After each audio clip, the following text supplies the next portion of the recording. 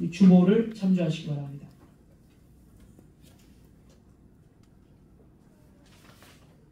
제12주일 31문. 제가 질문을 읽으면 답을 읽어주시면 되겠습니다. 31문. 그분을 왜 그리스도 곧 기름 부음을 받은 자라고 부릅니까? 왜냐하면 그분은 성부 하나님으로부터 임명을 받고 성령으로 기름 부음을 받으셨기 때문입니다.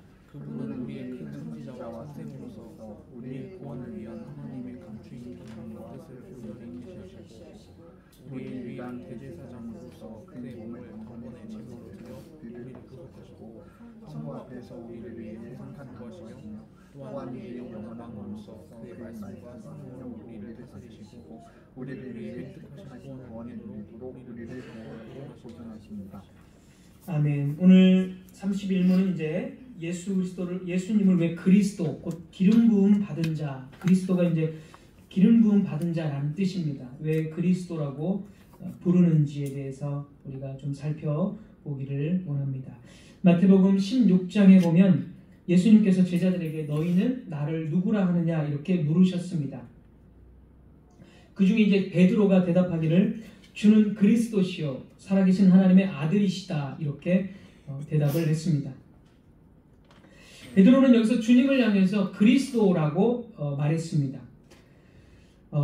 베드로가 이 말을 했을 때에 베드로는 이 그리스도라는 이 말을 했을 때에 이 그리스도를 자기의 생각에서 말한 것이 아니라 구약에서 이 그리스도라는 말을 생각을 하고 예수님께 고백을 한 것입니다.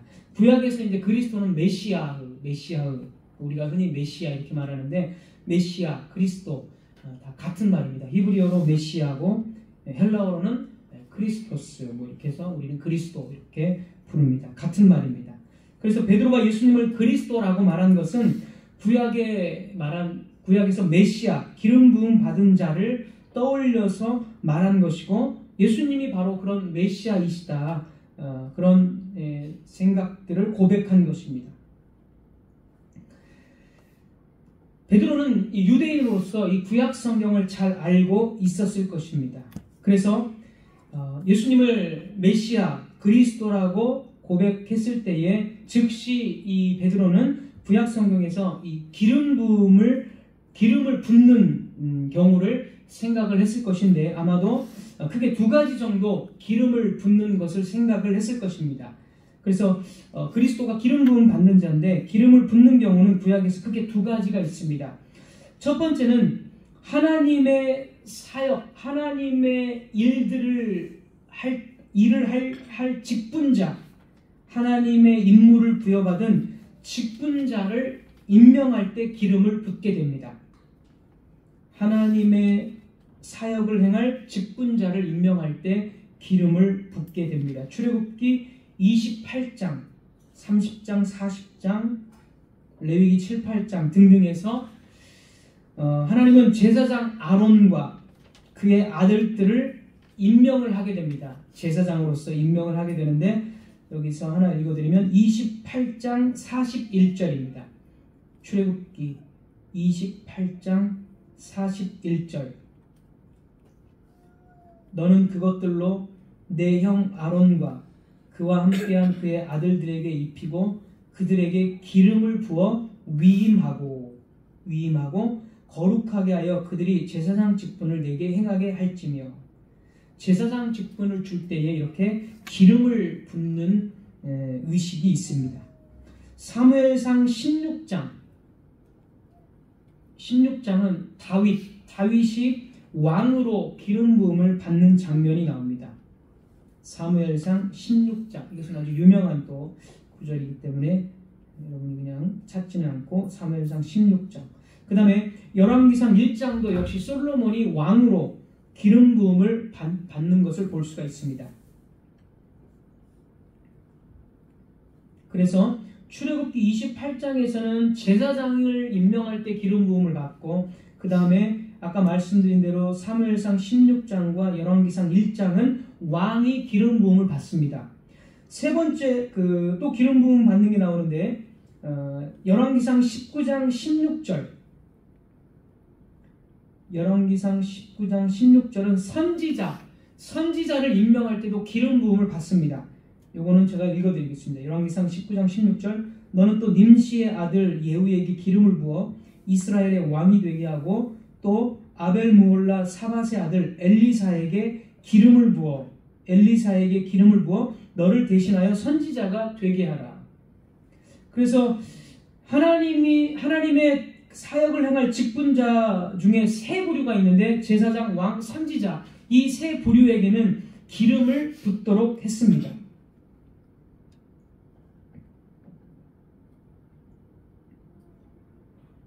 그래서 사람에게 기름을 붓는 경우가 있었고요. 두 번째는 성전 기구에 기름을 바르는 경우가 있습니다. 두 번째는 성전 기구에 기름을 바르는 것입니다. 출애굽기 30장 24절에서 29절입니다.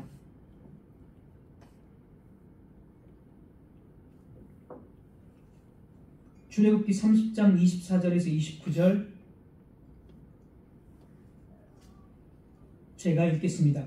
계피 500세겔을 성소의 세겔로 하고 감람 기름 한 흰을 가지고 그것으로 거룩한 관유를 만들되 향을 제조하는 법대로 향기름을 만들지니 그것이 거룩한 관유가 될지라. 너는 그것을 회막과 증거궤에 바르고 상과 그 모든 기구이며 등잔대와 그 기구이며 분향단과 및 번제단과 그 모든 기구와 물두멍과 그 받침에 발라 그것들을 지극히 거룩한 것으로 구별하라. 이것에 접촉하는 것은 모두 거룩하리라. 자, 여기서 보면 출애굽기 지금 읽어드린 30장 24절에서 29절 보면 감람나무 그 기름, 이제 감람나무 기름을 이제 보통 쓰게 되는데 이 감람나무 기름을 가지고 회막과 이제 회막이 성막이라고 생각하면 됩니다. 성막을 전체를 다 기름을 바르는 겁니다. 그 다음에 성막 안에 있는 증거궤, 언약궤라고 하죠. 지성소에 있는 언약궤, 증거궤에도 바르고 그 다음에 떡이 있는 떡상에도 바르고 등잔대에도 바르고 분향단과 번제단 모든 기구, 물두멍 또 그 받침대 모든 것에 이 기름을 바르라는 것입니다.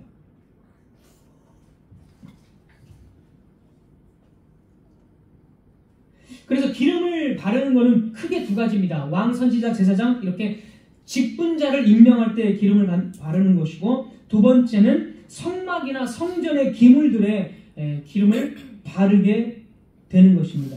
그러면 왜 성막이나 또 이 하나님의 직분자들에게 왜 기름을 발라야 했을까요?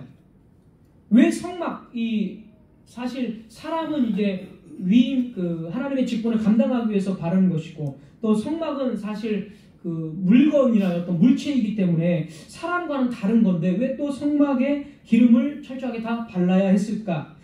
우리는 이것을 좀 생각을 해볼 수가 있는데 이 질문에 대한 답을 찾기 위해서 이 당시 상황을 조금 더 이해를 해볼 수가 있어야 됩니다. 자, 이 당시 상황은 기름을 바르라는 이 시대는 이제 출애굽 시대가 되는 것이고 지금 이스라엘 백성들은 시내산 밑에서 장막을 쳐서 그 시내산 밑에서 거하고 있던 그런 그 시기였습니다. 상황이었습니다. 하나님께서는 출애굽기 19장에서 엄청난 그 임재로 엄청난 위엄과 광채를 가지고 시내산에서 임재하셨고 이스라엘 백성들과 은혜 언약을 맺으셨습니다. 그게 출애굽기 19장 20절 그 말씀입니다. 하나님께서는 이스라엘 백성들과 은혜 언약을 맺으면서 원하시는 것이 무엇입니까? 왜 언약을 맺으셨죠? 이스라엘 백성들과 함께 살기 위해서 임마누엘 하나님이 우리와 함께 계시다. 그 이스라엘 백성과 함께 사시기 위해서 이스라엘 백성들과 은혜 언약을 맺으신 것입니다.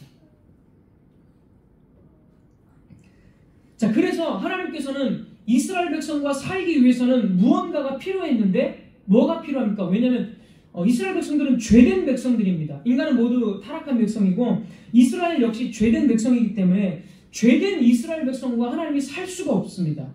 하나님 앞에 죄된 것은 다 심판을 당하기 때문에. 그래서 하나님께서는 이스라엘 백성 모세를 통해서 성막을 만들게 하십니다. 성막에는 우리가 아는 대로 번제단이 있습니다. 번제단. 번제단에서는 동물을 죽임으로써 피를 흘리게 합니다. 그럼으로써 하나님께서는 번제단을 통해서, 성막의 번제단을 통해서 동물이 죽고 피를 흘림으로써 죄사함이라는 원리가, 죄사함이라는 그 죄가 사해지는 원리를 가르쳐 주는 거죠. 그러니까 모형으로서 구약에는 번제단, 성막의 번제단을 통해서 피를 흘리는 것이, 대속의 피가 필요하다는 그 복음의 원리를 구약에는 모형으로서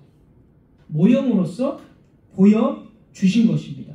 그렇게 동물의 희생 제사를 통해서 죄된 이스라엘 백성들이 하나님과 함께 살 수 있다는 원리를, 복음의 원리를 구약에는 모형으로서 보여주신 것입니다.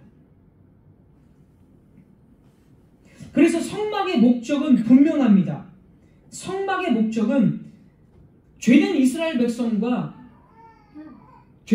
백성 속에서 하나님께서 함께 사신다는 것을 성막에 선포되는 복음을 통해서 보여주신 것입니다. 자, 그런데 우리는 또 한 번 생각을 해야 됩니다. 그렇다면 성막을 통해서 이스라엘 백성과 하나님이 함께 사는 건데, 그렇다면 성막을 건설하는 것도 사람이 건설하게 됩니다. 이스라엘 백성들이 결국엔 건설을 하게 되는 것인데, 죄인인 타락한 사람의 손으로 성막이 건축된다면 그게 하나님 앞에 인정이 될 수 있을까요? 타락한 인간이 하나님의 집인 성막을 건축할 수 있을까요? 또 타락한 세상의 재료를 가지고 성막을 결국에 건축하는 건데, 타락한 세상의 재료로 성막의 기구들을 만들 수 있을까요? 그럴 수 없다라는 것이죠. 따라서 하나님께서는 타락하고 죄악된 세상에서 모은 성막의 재료들을 있는 그대로 사용을 하실 수가 없습니다. 그래서 하나님께서는 그 성막과 성막의 모든 기구들을 기름을 바르라고 이야기를 하십니다. 기름을 바름으로써 성막의 모든 기구, 성막 자체가 어떻게 된다라는 거예요? 거룩하게 된다라고 하나님께서는 말씀을 하신 것입니다. 아까 출애굽기 30장 24절에서 29절 제가 읽어드린 구절의 끝을 보면, 29절을 보면, 그것들을 지극히 거룩한 것으로 구별하라. 왜 성막의 기구와 모든 것에 기름을 바릅니까? 그거를 거룩한 것으로 구별되게 하기 위해서 바르라는 거예요. 그거 외에도 출애굽기 40장 9절 10절도 거룩이라는 단어가 계속 반복됩니다. 출애굽기 40장 9절 10절 이것도 읽어드리겠습니다. 또 관유를 가져다가 성막과 그 안에 있는 모든 것에 발라 그것과 그 모든 기구를 거룩하게 하라. 그것이 거룩하리라. 기름을 바르는 이유는 타락한 세상 속에 있는 성막의 재료들, 나무와 어떤 금이나 이런 거잖아요. 성막의 재료들이. 그런데 타락한 세상 그대로의 재료는 안 되고 하나님께서 지정하신 그 기름을 바름으로써 더 이상 타락한 재료가 아니라 거룩한 재료로 변화시키기 위해서, 거룩한 것으로 만들기 위해서 기름을 바르라라는 것입니다. 성막 안에서 일하는 제사장들 역시 마찬가지입니다. 타락한 백성들이에요, 제사장도. 그러나 성막 안에서 그 성막의 제사의 일을 감당하기 위해서는 그들도 타락한 상태가 아니라 거룩해야 됩니다. 그래서 제사장들도 거룩함의 어떤 그 상징인 기름을 발라야 했습니다. 그래서 두 번째로 이제 기름을, 그런 의미로서 기름을 성막과 사람에게 발라야 했고, 그럼 이제 두 번째로 기름 부음의 의미가 무엇입니까? 말씀드린 대로 기름을 붓는 것은 그것을 거룩하게 하는 것입니다. 거룩하게. 그런데 여기서 우리가 또 질문이 생길 수 있습니다. 아니, 기름이 도대체 무엇이기 때문에, 무엇이기에, 기름이 무언가 거룩하게 하는 효능이 있기 때문에 성막과 사람들에게 기름을 부으면 그 사람이 거룩한 어떤 하나님의 직분자가 되는 것일까? 기름에 어떤 효능이 있어서 그것이 거룩을 나타내는 것입니까? 이렇게 질문을 해볼 수가 있습니다. 자, 기름 자체는 사람을 거룩하게 하는 힘이 없습니다. 성막의 기물들을 거룩하게 하는 힘이 없습니다. 여기서의 이 기름이라는 것은 상징적인 의미가 있다라는 것이죠. 그러면 이 기름이 어떤 상징적인 의미가 있습니까? 먼저 이사야 61장 1절입니다. 이사야 61장 1절. 기름이 어떤 상징적인 의미가 있는지 아마도 여러분들 바로 어떤 의미인지 생각을 떠올릴 수 있을 것입니다. 이사야 61장 1절 제가 읽겠습니다. 주 여호와의 영이 내게 내리셨으니 이는 여호와께서 내게 기름을 부으사 가난한 자에게 아름다운 소식을 전하게 하려 하십니다. 여기 잘 보십시오. 주 여호와의 영이 내게 내리셨으니, 성령이 내리셨으니 이는 여호와께서 내게 기름을 부으사, 성령의 내리심과 기름 부음을 연관지어서 같은 것으로 말하고 있다는 것을 우리가 쉽게 발견을 할 수가 있습니다. 자, 그렇기 때문에 기름을 붓는 것은 곧 무엇을 상징하는 거예요? 성령의 임재, 성령의 부어주심을 상징하는 것입니다. 자, 뿐만 아니라 여기 이사야 말씀뿐만이 아니라 직분자들이 기름을 붓는 것도 역시 성령을 받는 것과 아주 밀접하게 관련이 되어져 있습니다. 사무엘상 16장 13절. 사무엘상 16장 13절. 사무엘이 기름 뿔병을 가져다가 그의 형제 중에서 그에게 부었더니 이날 이후로 다윗이 여호와의 영에게 크게 감동되니라. 다윗에게 지금 기름불을 뿔에서 기름을 부었죠. 그러니까 이날 후로 여호와의 영, 성령으로 감동됐다. 성령이 임했다라는 거예요. 그래서 여기서도 기름을 붓는 것과 성령의 임재가 아주 밀접하게 연관이 됩니다. 사무엘상 10장 1절입니다. 사무엘상 10장 1절. 이에 사무엘이 기름병을 가져다가, 이번에 이제 사울, 다윗보다 먼저 기름 부음을 받은 사람이 사울이죠. 기름병을 가져다가 사울의 머리에 붓고 입맞추며 이르되 여호와께서 내게 기름을 부으사 그의 기업의 지도자로 삼지 아니하였느냐. 이렇게 기름 부음을 통해서 이스라엘의 지도자, 왕의 직분으로 이야기했고, 9절 10절입니다. 사무엘상 10장 이어지는 말씀 9절 10절. 그가 사무엘에게서 떠나려고 몸을 돌이킬 때에 하나님이 새 마음을 주셨고 그날 그 징조도 다 응하니라. 그들이 산에 이를 때에 선지자의 무리가 그를 영접하고 하나님의 영이 사울에게 크게 임함으로 그가 그들 중에서 예언을 하니. 하나님의 영이 기름 부음을 받은 사울에게도 임했습니다. 그래서 역시 기름 부음과 하나님의 영, 성령이 밀접한 관련을 이루고 있고, 스가랴 4장 말씀 하나만 더 보겠습니다. 스가랴 4장 말씀에서는 스가랴가 이제 환상을 보는 스가랴의 환상이 나옵니다. 2절 3절. 스가랴 4장 2절 3절.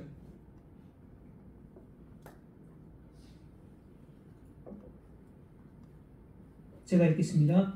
그가 내게 묻되 네가 무엇을 보느냐? 내가 대답하되 내가 보니 순금 등잔대가 있는데 그 위에는 기름 그릇이 있고 또 그 기름 그릇 위에 7 등잔이 있으며 그 기름 그릇 위에 있는 등잔을 위해서 7 관이 있고 그 등잔대 곁에 두 감람나무가 있는데, 지금 기름 그 그릇과 감람나무가 있습니다. 이 감람나무가 이제 기름의 어떤 여기서 이제 기름을 얻는 거죠. 두 감람나무가 있는데 하나는 그 기름 그릇 오른쪽에 있고 하나는 그 왼쪽에 있나이다 하고. 그러니까 이제 감람나무로부터 이 기름이 있어서 기름 그 그릇으로 이 등대에 빛이 비추어지는 겁니다. 기름을 공급받아서 빛이 비추어지는 거예요. 예전에도 말했지만 이 기름이 성령을 상징하고 빛도 역시 성령으로 비추어지는 빛이라고 예전에 마태복음 25장 제가 설명하면서 말씀드린 적이 있습니다. 어쨌든 기름을 공급받음으로써 빛도 비추어지는 것입니다. 그런데 이제 4절에서 스가랴 4장 4절에서 스가랴가 이것이 무엇을 의미하는지를 묻자 6절에서 천사가 이렇게 대답을 합니다. 6절에서 이렇게 대답을 합니다. 만군의 여호와께서 말씀하시되 이는 힘으로 되지 아니하며 능력으로 되지 아니하고 오직 나의 영으로 되느니라. 기름과 성령으로 연결이 되어지면서 이 기름이 빛을 비추고 성전이 지어지는 상황이거든요. 이 스가랴 이 문맥은 포로에서 귀환한 상황입니다.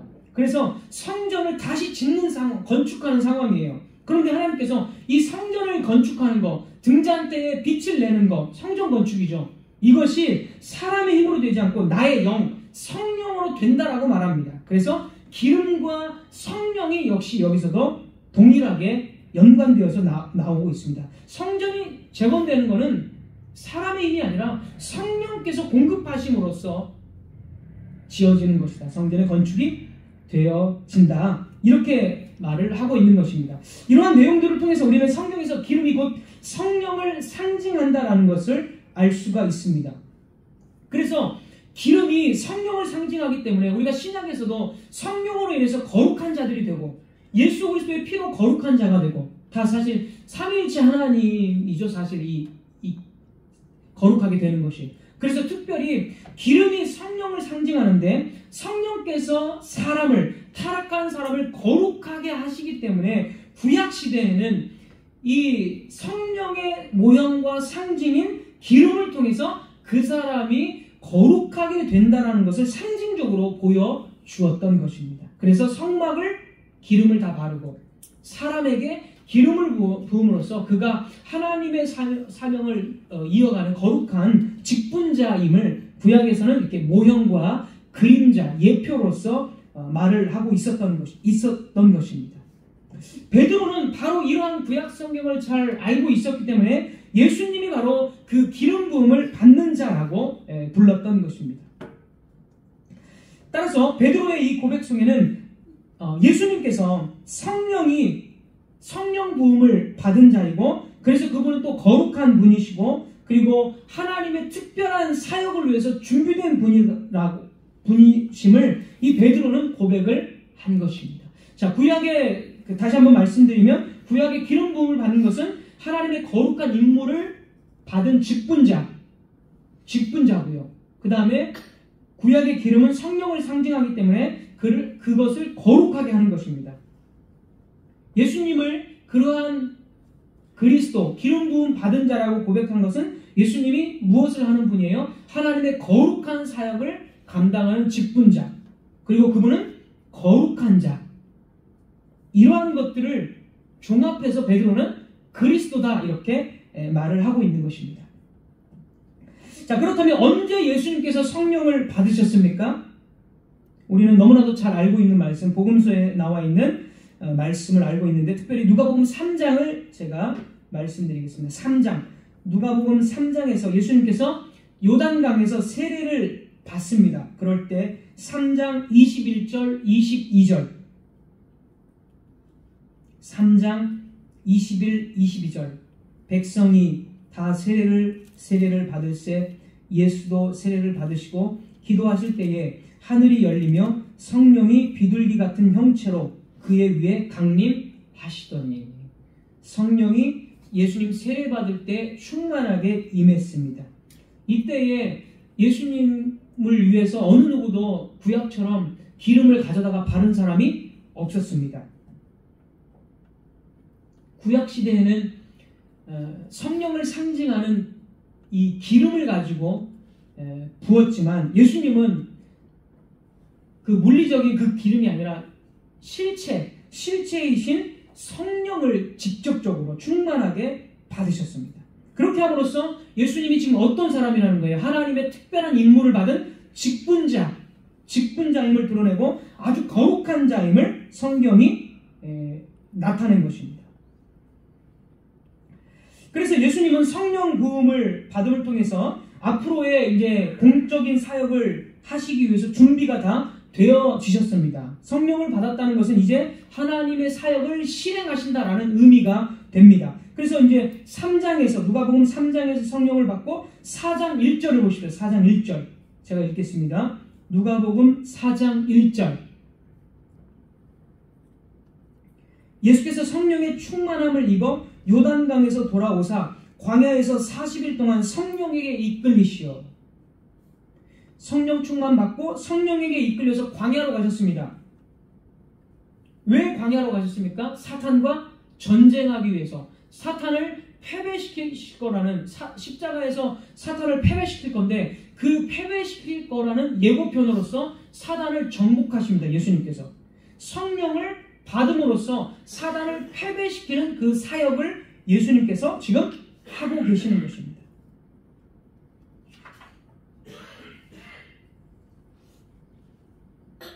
그리고 나서 누가복음 4장 14절입니다. 계속 이어지는 누가복음 4장 14절. 하나님께서 예수님께 기름을 이렇게 부으시고, 그 다음에 예수께서는 이제 14절에서 이렇게 말합니다. 예수께서 성령의 능력으로 갈릴리에 돌아가시니 그 소문이 사방에 퍼졌고, 성령의 능력으로 갈릴리로 들어가셨습니다. 왜 들어가셨을까요? 무엇 하시기 위해서 들어가셨을까요? 15절 예수께서 친히 그 여러 회당에서 가르치셨다. 예수님의 사역을 하시기 위해서 지금 갈릴리에 들어가신 것입니다. 회당에서 가르치셨다. 16절 이하에서 보면 여러 회당에서 가르치신 한 예를 제시하고 18절, 19절에서는 예수님께서 성령을 받으심으로써 자신의 사역을 시작할 것을 말씀하십니다. 아까 읽은 말씀인데, 주의 성령이 내게 임하셨으니 이는 가난한 자에게 복음을 전하게 하시려고 내게 기름을 부으시고, 복음을 전하게 하시기 위해서 내게 기름을 부었다. 기름 부음은 곧 예수님의 사역의 시작을 의미하는 것입니다. 기름을 부으시고 나를 보내사 포로된 자에게 자유를, 눈먼 자에게 다시 보게 함을 전파하며 눌린 자를 자유롭게 하고 주의 은혜의 해를 전파하게 하려 하심이라 하였더라. 특별히 이 구절에서는 예수님의 세 가지 직분이 나타납니다. 이제 세 가지 직분은 다음 주에 한 번 더 제가 말씀을 드릴 것 같은데요. 아까 직분자 중에서 구약에서 왕, 선지자, 제사장이 직분자로서 이 기름 부음을 받았습니다. 예수님은 이 세 가지 직분을 온전하게 다 성취하시는 분으로서 누가복음 여기 18, 19절에서 이제 나옵니다. 자, 여기서 보면 예수님은 복음을 선포하십니다. 여기 보면 가난한 자에게 복음을 전하게 하신다. 복음을 선포하는 것, 주의 은혜의 해를 선포하는 것, 이것은 누구의 직분입니까? 선지자의 직분이죠. 선지자가 구약시대에 하나님의 말씀을 이스라엘 백성들에게 선포했습니다. 그러니까 복음을 선포한다는 것은 예수님의 선지자 직분을 말씀하는 겁니다. 선지자로서의 사역을 여기서 말하는 것이고, 그 다음에 예수님께서는 눈먼 자를 고치신다라고 말합니다. 이것은 이제 예수님의 제사장적 사역을 의미합니다. 제사장적 사역. 자, 왜 눈먼 자가 제사장적 사역이냐? 죄가 들어오기 전에는 눈먼 자나 질병이 없었습니다. 하지만 죄가 들어온 이후에는 질병이 있고 죽음이 있었습니다. 그래서 눈먼 자를 고친다는 것은 예수님께서 제사장으로서 죄를 제거하는, 죄를 속죄하는 그러한 제사장적 사역과 연관된 모습으로서 눈먼 자를 고치신다라고 표현을 한 것입니다. 그 다음에 여기서 보면 누가복음 아까 읽어드린 구절을 보면 포로된 자에게 자유를 준다 이렇게 말하고 있습니다. 포로된 자에게 자유. 이것도 제사장적 사역과 물론 관련이 있지만 여기서는 이제 예수님의 왕적 사역과 관련이 있습니다. 왜냐하면 이 포로된 자라는 것은 사탄의 압제 속에 지금 고통당하고 있다는 것을 뜻하는 거죠. 이 구절이. 그런데 예수님께서는 사탄의 압제당하고 있는 자기 백성들을 위해서 왕으로서 사탄과 전투하시고 사탄을 파괴시키는 분이십니다. 전쟁하시는 분이에요. 예수님은 왕으로서. 왜냐하면 구약의 왕들은 전쟁합니다. 다윗이 골리앗을 물리치잖아요. 왕으로서. 16장에서 다윗이 기름 부음을 받습니다. 그렇다면 16장에서 이미 다윗은 왕이라는 뜻이에요. 16장에서 사무엘상 16장에서 기름 부음을 받았기 때문에. 그리고 사무엘상 17장에서 골리앗을 물리칩니다. 무슨 뜻일까요? 왕으로서 다윗이 골리앗을 물리침으로써 전쟁 속에서 이스라엘 병사들을 구원한 내용입니다. 이스라엘 백성들은 사무엘상 17장에서 부들부들 떨고 있어요. 아무도 싸우지 못해요. 당연한 겁니다. 싸우지 못해야 됩니다. 왜? 그들은 구원받을 백성이기 때문에. 하지만 16장에서 다윗이 왕으로서 기름 부음을 받고 17장에서 왕으로서 골리앗을 물리치고 이스라엘 백성들을 구원합니다. 왕적 사역은 전쟁과 관련이 되어져 있습니다. 따라서 여기서 누가복음 4장 18, 19절에서 사단과 전쟁하시는 것은, 그래서 사단의 속박에서 우리를 구원하신 것은 예수 그리스도의 왕적 사역을 말하는 것입니다. 그래서 예수님께서 내게 기름을 부어 주심으로 내가 선지자, 제사장, 왕의 직분을 이제 행한다라는 것을 이 본문에서 보여주고 있는 것입니다. 예수님은 사역을 행하실 때 결코 혼자 하지 않았습니다. 다윗이 또는 사사들이 이스라엘 백성들을 구원할 때 결코 혼자 하지 않았어요. 사사들이 이스라엘 백성들을 구원할 때 언제나 뭐가 있었냐면 거의 대부분 다 여호와의 영에 감동되니라, 이런 표현들이 있습니다. 사사기 보면. 다윗도 마찬가지예요. 사무엘상 16장에서 여호와의 영이 감동됩니다. 그리고 17장에서 싸웁니다. 골리앗과. 자, 자신의 직분을 행할 때 가장 중요한 게 뭐냐? 성령의 함께하심.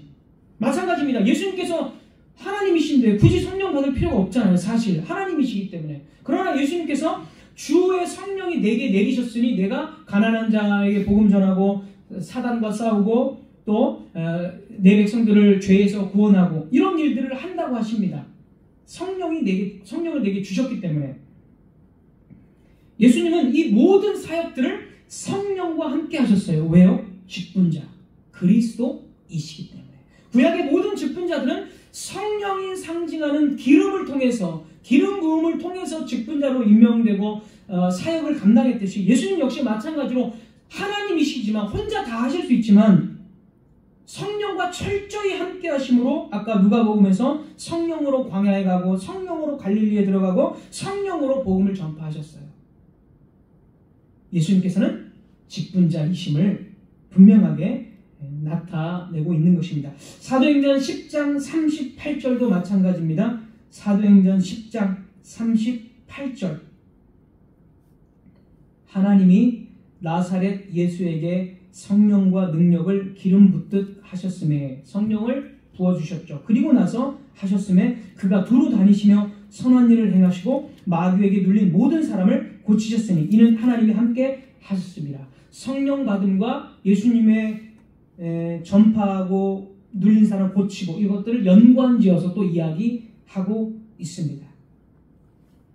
성령의 지배 아래서 예수님은 맡겨진 일을 수행하기 위해서 3년 동안 그렇게 일하셨습니다. 그리고 예수님은 그 일을 완성하셨습니다. 그 시대를 통하여 죄인의 구속에 대해서 하나님의 복음을 죄인들에게 가르치셨고 또 그 자신이 제사장으로서 십자가에 못 박히시고 스스로 제사장이며 제물이 되어주셔서 십자가에서 못 박히시고 죽으셨고 그 다음에 이제 영원한 왕으로서 하나님 우편에 올라가셔서 영원한 왕으로서 주님의 성도들을 다스리고 보존하는 일, 이 일들을 예수님께서는 지상에서 그리고 천상에 계시면서 이 일들을 다 감당을 하고 계시는 것입니다. 실로 우리 주님께서는 하나님으로부터 기름 부음을 받으신 분이십니다. 즉 세 가지 직분인 왕, 선지자, 제사장으로서 이 임무를 감당하시기 위해서 기름 부음을 받는 것입니다.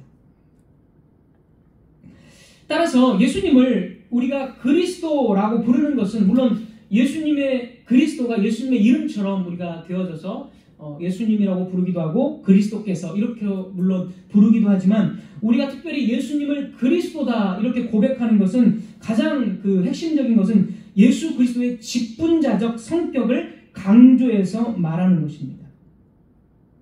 그러니까 우리가 예수님을 그리스도시다라고 말하는 것은 예수님은 우리의 직분자이십니다. 이렇게 말하는 것이 됩니다. 이게 중요할까요? 이게 너무 중요합니다. 요한일서 5장 1절을 보면 요한일서 5장 1절 예수께서 그리스도이심을 믿는 자마다 하나님께로서 난 자다. 그리스도이심을 믿는 자가 하나님의 백성입니다. 중요한 거겠죠.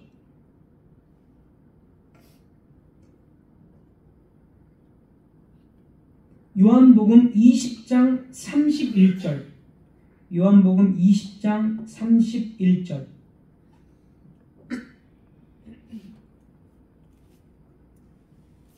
오직 이것을 기록함은 너희로 예수께서 하나님의 아들 그리스도이심을 믿게 하려 하며 하나님의 아들이심도 우리가 당연히 믿어야 되지만 그리스도이심을 믿게 하려 합니다.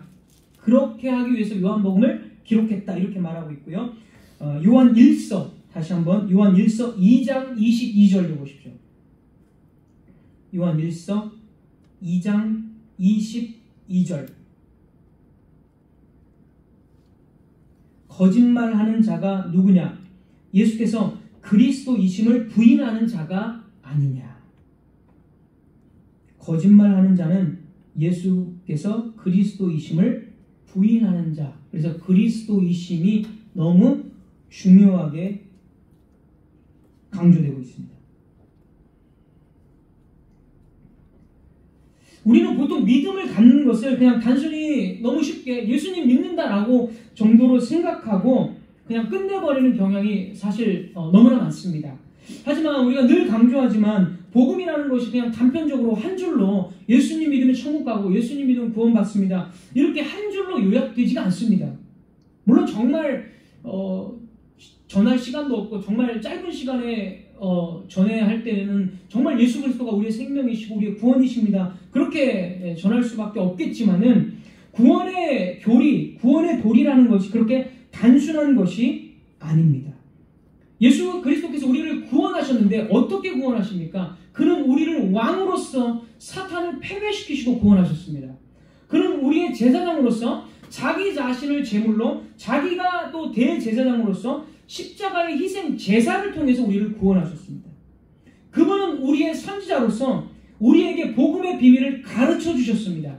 그 계시를 밝히 깨달아 알지 못하면 복음을 알지 못하면 우리는 구원받을 수 없습니다.